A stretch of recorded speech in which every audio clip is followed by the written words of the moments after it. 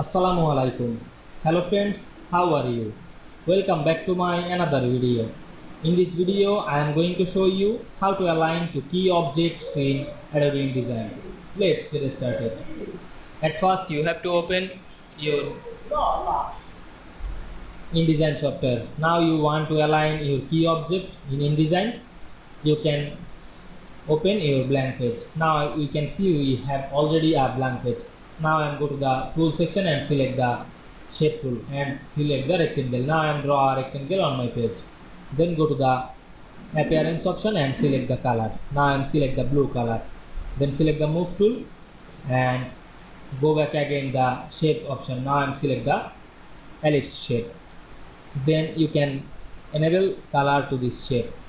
Now you want to make the key object option. At first select the multiple shape, click and drag on our mouse, then go to the alignment option and we can see align drop down menu. Now we can see here the align to key object option, then select this and select the middle. Here the key object is rectangle and align the ellipse tool.